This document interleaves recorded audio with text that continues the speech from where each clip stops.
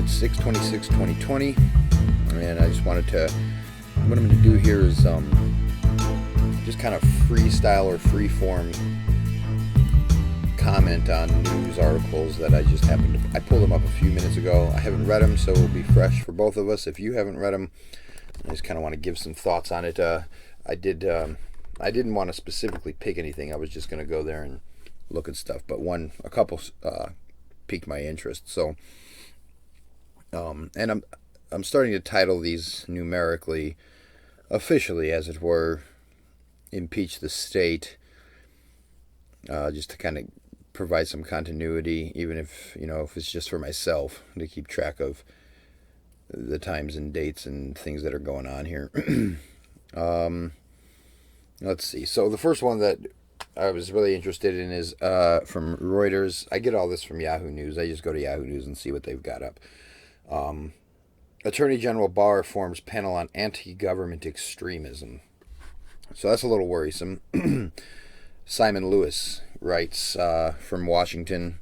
Attorney General William Barr on Friday ordered the establishment of a task force to counter what he called anti-government extremists committing violence as protests against police brutality convulse the United States.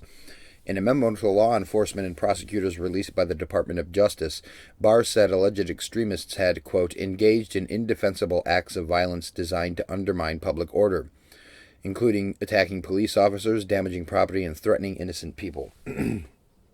So that's the first couple paragraphs. I'll probably, let me see. There was here. Some pretend to profess a message of freedom and progress, but they are in fact forces of anarchy, destruction, and coercion, Barr said. So, a bit worrisome for anyone who considers himself an anarchist. I see that here that they go on to mention the Boogaloo. I'll see what they have to say about them in a minute, but it's ironic and at the same time despicable that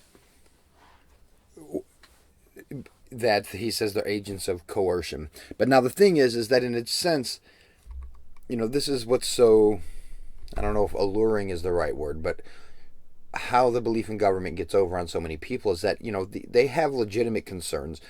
People running around smashing everything up is a legitimate concern to be worried about.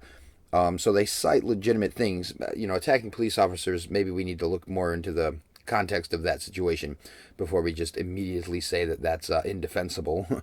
But damaging property generally, right, is indefensible generally. And threatening innocent people, of course, is obviously always indefensible. So legitimate concerns and legitimate claims invoked here, and definitely pointing fingers at people who have done these things. But to lump all this together as anti-government extremism, it seems like a really big propaganda move here because, they're saying that all of these rioters and all of these people attacking, damaging property and stuff are anti-government just because they're, quote, undermining the public order. A lot of these people might not be doing that to, obviously, that's what's happening when they're doing it, but that doesn't mean that they're anti-government extremists. It's like, by definition then, which of course is probably how these people think, anybody who disobeys any government law is anti-government extremist, and especially anybody who openly advocates breaking government law. Obviously, that person's an anti-government extremist because everybody knows that the law is always moral and the law is just, and even if it's not, you just need to shut up and obey it or go to the cage, and then you can vote in a couple years, and maybe the politician you vote for will win, and maybe he'll change the law. And if he doesn't, tough, wait another 4 years, obey or go to the cage. That's pretty much all that they say. So it's interesting that they're lumping all this together now, and so Barr said the extremists profess a variety of ideologies, but apparently they're all lumped into anti-government extremism.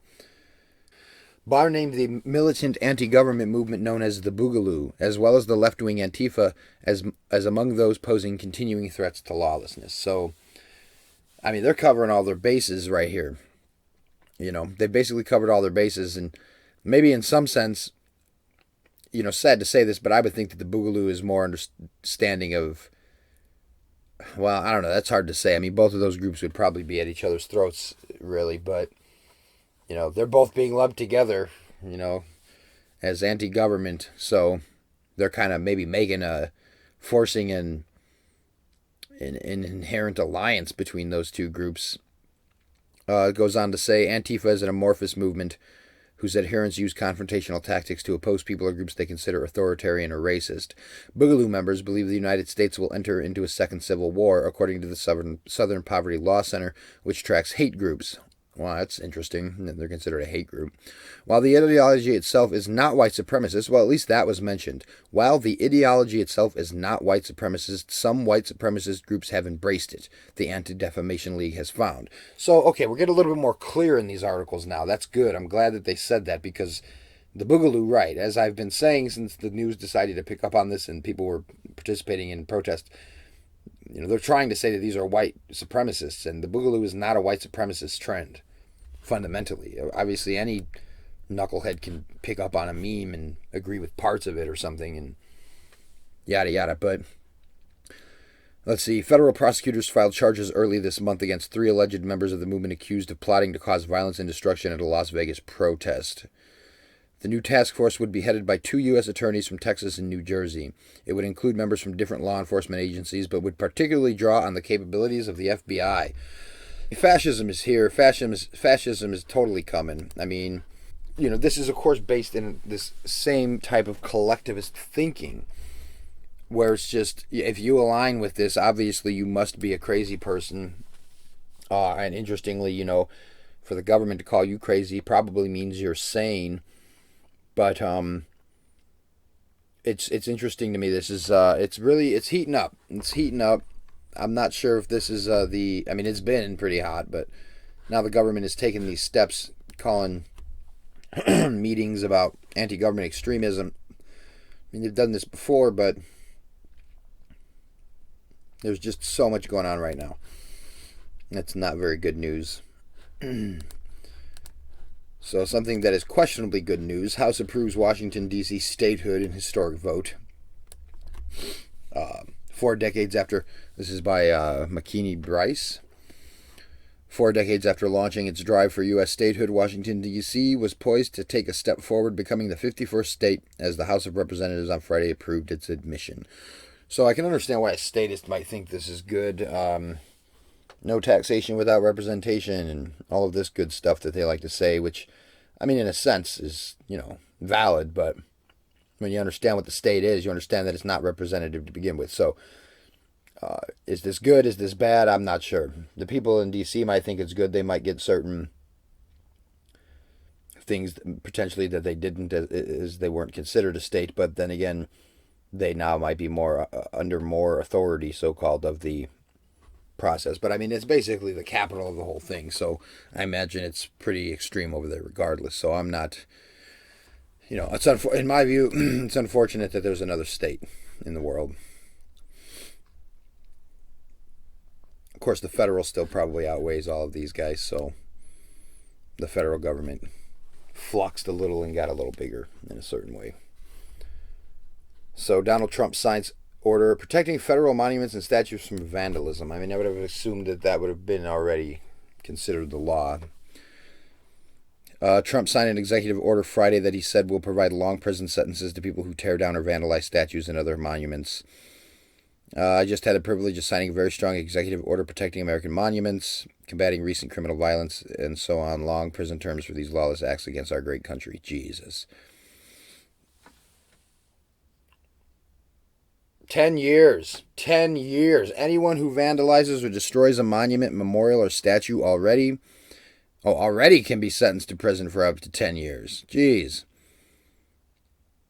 So what's his order? His order calls for violators to be prosecuted to the fullest extent of the law and puts state and local law enforcement agencies on notice that they could lose federal support if they fail to protect such monuments. Hey, whatever. Hopefully the states don't care that much. The order also says the federal government will ensure personnel are available across the country to help protect memorial statues and property.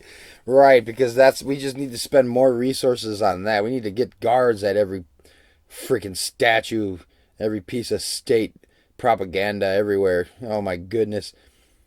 will ensure personnel are available across the country to help protect memorial statues and property. I mean, like I said, it's fascism is on the rise big time. I mean, I know that probably anybody who might be even listening to this, it's like, yeah, obviously fascism's been here for a long time, but I mean, it's just really picking up in the popular culture in a sense, it seems like.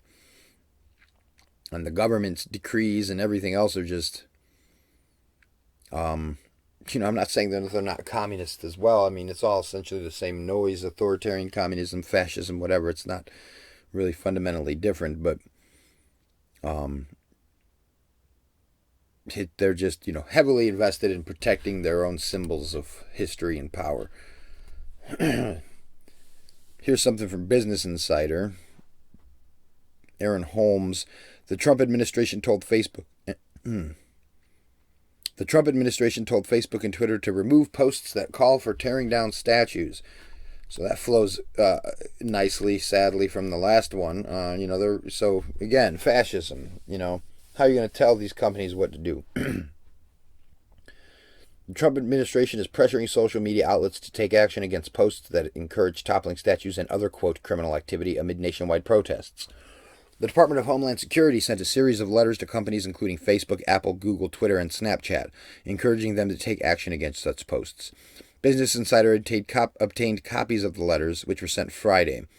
The letters do not take issue with any specific post, but claim that social media has encouraged, quote, burglary, arson, aggravated assault, rioting, looting, and defacing public property.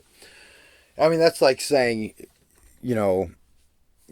people are free, and a burglary was committed, so therefore we need slavery. Like, oh man, people are able to post this stuff, so that means that it's inherently encouraging it. That's incredible nonsense, really is what it is. Just the way that these people try to think to rationalize their fascism. It's pretty incredible. As protests against police brutality and racism stretch into their fourth week across the U.S., the Trump administration is pressuring tech companies to take action against posts that encourage the toppling of statues and so on. Homeland Security Acting Secretary Chad Wolf sent letters to companies including Apple. Just repeating the main facts, I suppose. Well, the main facts were at the top. It's up to you. This is like how the government sends you a letter. It's up to you to decide how to handle content on your platforms. I hope you will do your part in countering the misuse of your platforms to promote, incite, and coordinate criminal activity that threatens the security of all Americans. Wolf wrote in a letter to Facebook CEO Mark Zuckerberg. Yeah, we hope. I hope you will, because if you don't, what's government going to do? What are they going to do? Hopefully these companies call their bluff. Of course, I'm sort of of the mind that all these companies and the state are in bed with each other, regardless of how much they act like they're not. Facebook tends to seem to cooperate in a lot of ways and has some of its own questionable practices. But, again, the government here is just upset with people using technology in ways that they don't approve of. And, again, questionable if all of these activities are truly criminal. Obviously, as I said, I'm not even going to go back into it, but I will just say the last one is attacking innocent people is always unjustified. It's not defendable. So they got that part right. But, some of these statues, it really depends on how deep you get into the ethics of liberty and what government property is and everything else. But, or what? It's up to you to decide to handle it. I hope you will do your part. And what if they don't, quote, do their part? What if they just let people be free and post on their page? It's interesting because they were talking about this whole differentiation between the types of, quote, platform or publisher that they were in. So interesting. It's just interesting to me. Obviously, they put Ross in jail for life for making a website that let people exercise their freedom. So why wouldn't they do this to them? So here we've got something. This comes from NBC. Derek Gregorian. Appeals court rules funding for Trump border wall construction unlawful. So that's interesting. Maybe a sort of good news. Let's see. Trump administration does not have the authority to use military funding to pay for construction of a border wall. A federal appeals court panel ruled on Friday. Okay, well, fair enough. I was wondering if this was about eminent domain or something like that. Well, it said funding, so. In a 2-1 ruling, a Ninth U.S. Circuit Court of Appeals panel found that diverting $2.5 billion Congress had appropriated for the military violated the Constitutions and is unlawful. So, I mean, at least they put somewhat of a stop to that. The government still has this $2.5 billion for the military, unfortunately, but at least they stopped the further creeping fascism that we seem to find ourselves in. So, let's see. Those are about all the articles that I cared to go through. I guess I will say that I've been getting a lot of books off the internet lately, off of Amazon. One is this Tom Woods book, edited by Murray Polner and Tom Woods. We Who Dared to Say No to War, American Anti-War Writing from 1812 to Now. It's pretty good. It's got some stuff from Lysander Spooner in it. Alexander Campbell, Henry Clay, Daniel Webster is the very first. The draft is unconstitutional. I thought that was really, a good first essay to pick. They go in order. Obviously, that's the War of 1812. So, but I thought that was a good opener. Just hit them right there. The draft is unconstitutional. So many so-called conservatives, they love the idea of military conscription. So, also, I found for cheap a hard copy of The Individualist Anarchists, an Anthology of Liberty, which was Benjamin Tucker's publication, 1881 to 1908. Frank H. Brooks is the editor of that one. This is, I haven't gotten into this yet. It's pretty decent, though. You can find it for pretty cheap. I recommend that. I'm sure I'll get into it soon. But what I have been reading, aside from the Tom Woods anti-war book, is The Vampire Economy, Doing Business Under Fascism by Gunter Reimann. Raymond, perhaps? Reimann, I'd imagine. But this book is really interesting. It really goes into detail. There's a lot of correspondence between business people and stuff when they would go out of country on some apparently scarce business trip that the government would allow them to go. They would write to people uncensored, and pretty interesting stuff. How hopefully we don't go this far, because it's pretty intense. And also a lot of the propaganda, whether somebody says they're socialists or not, to me, a lot of the propaganda is the same. The rationalizations that they give, that the Nazis gave for controlling industry in this way, have a lot to do with profit and exploitation and things like this. And so in that sense, their rhetoric is very socialist. And obviously, a lot of people say, well, that doesn't mean they're socialist. And sure, I could agree with that, but it really seems that the way that this economy worked, the only difference would be that these people were not elected, between this and authoritarian communism or socialism. The agents of the companies and the manufacturers and stuff, they would have been potentially elected from the workers, but in order to try to achieve what these people say they want, it seems like it would create a very similar economic situation with all of this bureaucracy and all of this constant correspondence about which materials are needed, who gets these materials. How can you try to make sure that everything is economically equal and try to use it without implementing some sort of totalitarian control? And that really doesn't matter even if everybody in the factory is generally free to pick who represents them in this delegation. The economy as a whole, as an abstract entity, that's incredible. It suffers incredibly because you can't control markets that way, because you don't know what's going on in other parts of the world, and you can't possibly have enough information to plan an economy.